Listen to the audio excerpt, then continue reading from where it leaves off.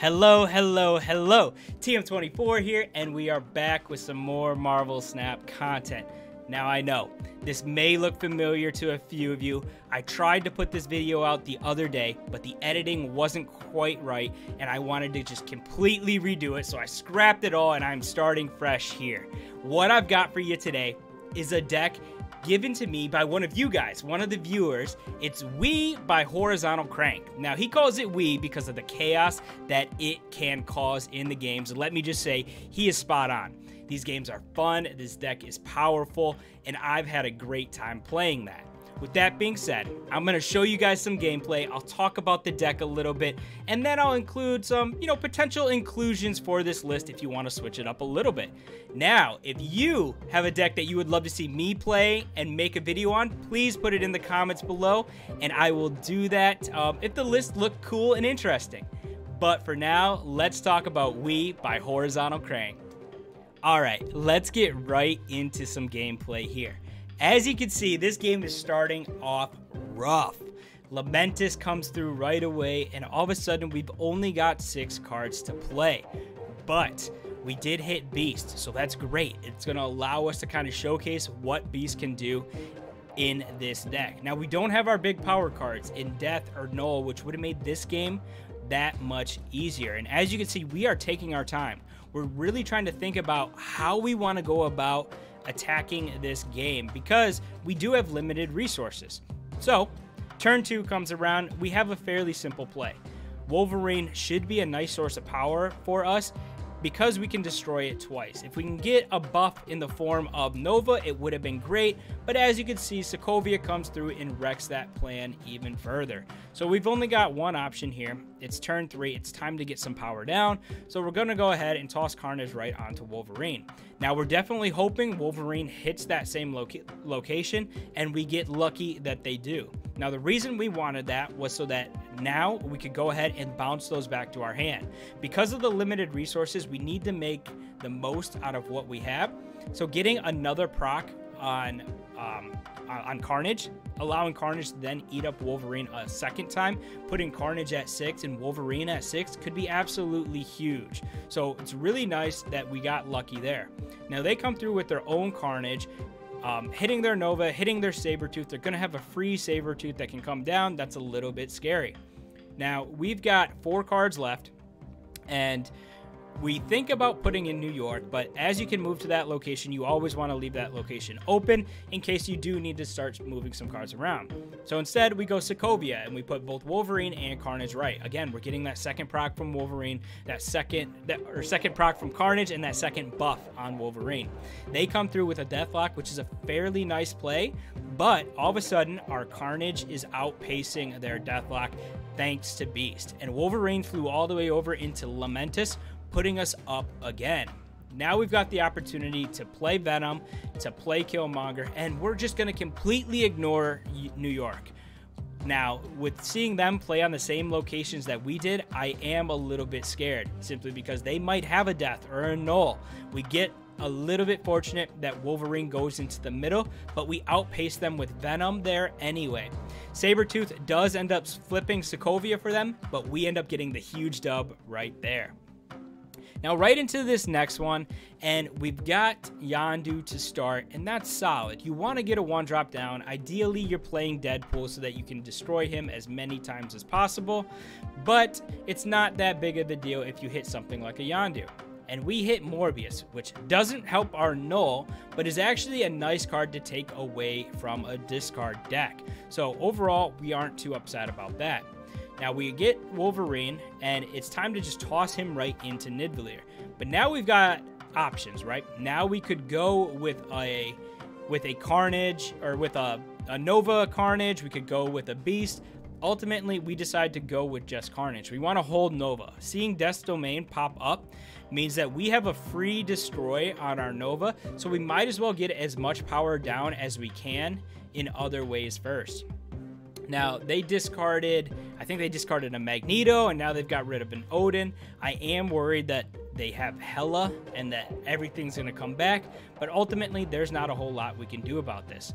Now, here again, it's turn 4. We don't have a Deadpool to destroy. We have a Forge, a Nova, a Beast, a lot of really, cards that are a little bit tough to play right now. Where would we play them? We don't want to shuffle a bunch of rocks into our deck because we want to draw the cards that we need. But we could play Beast on top of Carnage and Nova, making sure our Nova is then free and our Carnage only costs 1. So really nice there, Beast allowing us to kind of reposition our power in a way that we want to. All of a sudden we have a 1/6 in our hand, and that feels pretty good. Now going into 5, we see that we pick up Death. Now it's a tough decision to make. Do we get Death down? Do we play Nova on Death's Domain? Probably too early. Do we get Forge down on top of Carnage, but then we won't be able to play Knull next turn? We have decisions to make here, and it's tough. It's taken me some time. I'm trying to figure out the best way to go about this. Obviously, we're going to hold Nova, but as you can see here, I'm thinking maybe it's Forge. But really, I think that we end up making the correct play here by tossing Death down. Eventually, we'll get there. You'll see Death is going to come down onto Lechukagia because we want to split up our power. We're ahead in Death's Domain. We're trying to count out where we would be at if we put Death down in Nidavellir, but really, we just need to get that 12 power down. Lechukagia is probably the place for it, so ultimately, that's what we end up doing. We were about to play Nova, but we decide to hold back and save Nova for turn 6. It's not going to hurt us waiting until then to make that play. Now, they play Jubilee, which pulls Ghost Rider, which brings back Odin, so a really solid play for them. They destroy an Infinite, and I am just waiting for Hela to come through and completely wreck us in this game. Right now, though, we're way ahead in Lechukagia. Nidavellir is kind of a toss-up, and he spent most of the game discarding a bunch of his cards. So we're just going to toss Knull into the center location. That's the only way we'd be able to win. Nova's going to come down afterwards onto Death's Domain, and all they had left was an Invisible Woman, and that is not going to be enough. We end up getting another win. Yes, they were playing a bit of an unconventional deck, but this kind of shows how some of these plays can be a little bit difficult with this list at times, but still, you can get a ton of power out there. Now, we've got Deadpool in our hand, ready to go. We have Carnage, we have Venom, we have all the tools that we need in order to make Deadpool absolutely insane. So that's going to be the plan here. That's the way that we want to take this game. We do know Asteroid's there, so if we play our Venom, obviously he's going to get pushed over into that location. Now, we get a nice draw here as well in the form of Forge. Because we're going to destroy on this turn with Carnage, we know that next turn we can go Forge right into Deadpool. That is going to be buffed up even further, and then the following turn destroy with Venom. So we really like that draw. Forge is one of the ones that I feel could probably be swapped out, but in this instance, he is the perfect draw, essentially. Now, we're thinking about Nova and then Forge, and the reason that we're going to do it that way is so that on turn 4, we can play both Deadpool and Venom, or Deadpool and Deathlok in the same turn. That's going to allow us to get the extra power onto Deadpool as well in the form of Nova coming through. So we really like that play.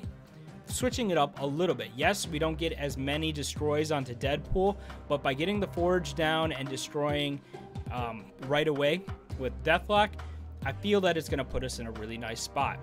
Additionally, we pick up Death here, which is great because they are destroying cards. I am destroying cards. So that means Death is going to be extremely cheap, probably free.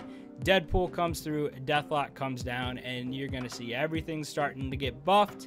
Deadpool is going to double up as he comes back to our hand, and we are in a nice spot. A 10 power Deadpool, 12 power Death.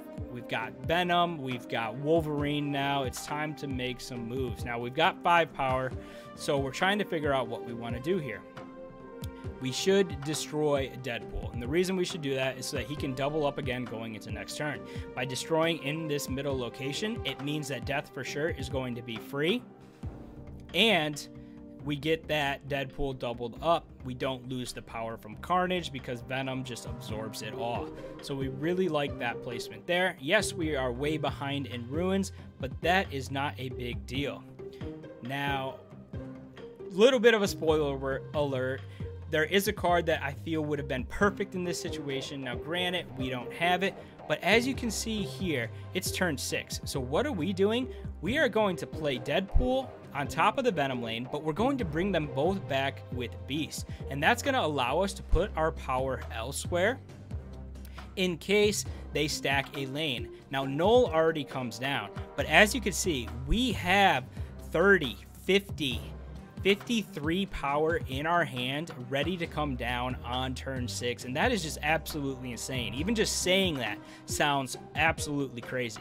They've already played their 2 big cards in Knull and Death, and our Deadpool is 20 power, so that's just an infinite for free right now because of Beast. So this just shows you how powerful Beast can actually be in this game. But as you can see, they play a Tuma into that limbo lane. Our Venom comes through. It does eat up that Wolverine, making that Knull even stronger, but ultimately not a big deal.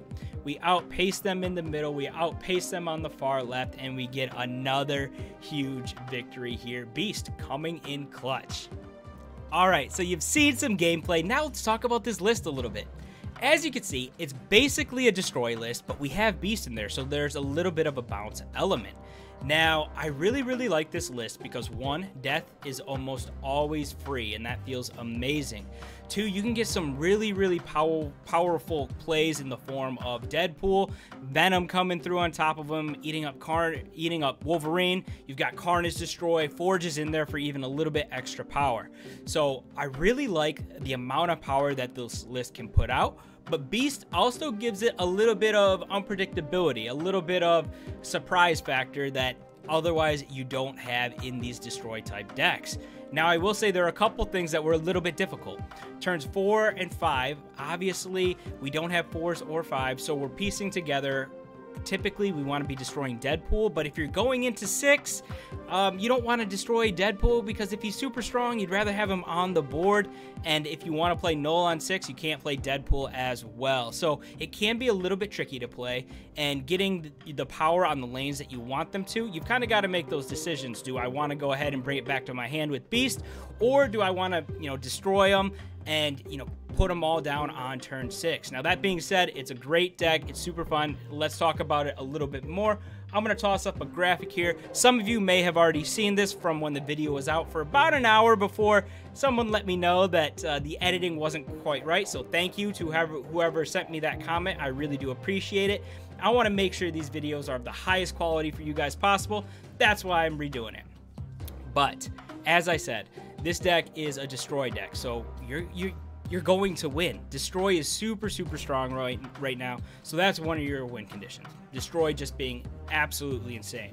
Now, I talked about the other one a little bit in the form of unpredictability. Beast allowing you to bring those cards back to your hand and move that power around to a different location. If your opponent has gone all in and you've already got a super strong Venom there, as long as you play Beast before on 5 or before 5, you've got a chance to pull that back and move it elsewhere, and that is amazing. So I love the fact that you can do that, can kind of move your power around, and this deck makes you think, and that's what I love out of my decks. I don't want something super straightforward. Maybe if I'm just gonna try and grind some game, grind some some levels there, but typically, I want to be made to think and figure out how I can beat my opponent, and this deck definitely allows you to do that.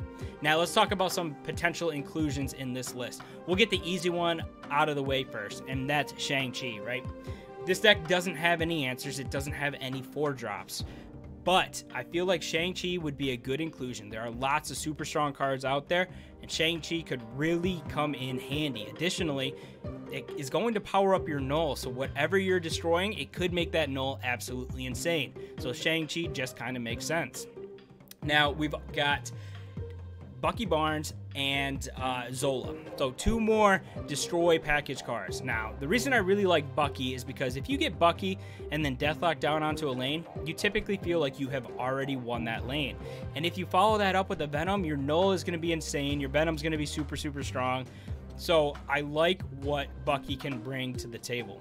Now, I know it might be a little bit tough to fit him in, but as a 2-drop, I don't know if there's a better feeling going Bucky on 2, Deathlok on 3, and just knowing that that location is good. So I really like Bucky for that reason, and Destroy, obviously, he's going to help your death. He's going to add to Knull a little bit, and then if you destroy them further, you know, it could add a lot. So I think Bucky makes a ton of sense in this list as well. And then we've got Taskmaster and Zola. Now Zola, that's part of that Destroy. I could definitely see Zola coming through, sending a Venom, you know, to those other locations, maybe to move that Venom so it doesn't get hit by a Shang-Chi, or maybe you're playing Death right into a Zola on 6 to kind of spread out, double your power, and I like the opportunity to do that. But Taskmaster is one that I think definitely has potential in this list, and the reason I do is because Taskmaster is a 5-drop, right? Most of the time, our death is going to be free. So one, you could copy your death with your Taskmaster. But additionally, we were talking about Deadpool. And destroying Deadpool on 5, bringing it back to your hand, all of a sudden you have a really, really nice option in the form of Taskmaster to copy that Deadpool, which may be even stronger than Death. So that's why I think Taskmaster could be a really nice fit in this list. But I'd love to know what you guys think. Again, a big thanks to HorizontalCrank for sending me this list. I had a ton of fun playing it. If you've got a list, put it in the comments below and I'll make a video on it. If you've hung around till now, I really do appreciate you taking the time to watch the video. If you're watching it a second time, hey, thank you twice then. But until the next one, have some fun.